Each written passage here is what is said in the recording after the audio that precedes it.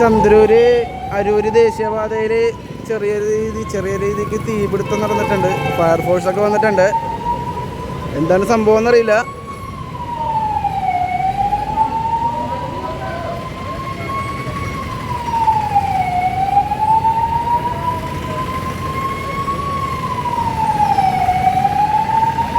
എന്താണ് കത്തിയേക്കണെന്ന് അറിയാത്തതുകൊണ്ട് അടുത്തായിട്ടൊന്നും നമുക്ക് പോകാൻ പറ്റിയില്ല.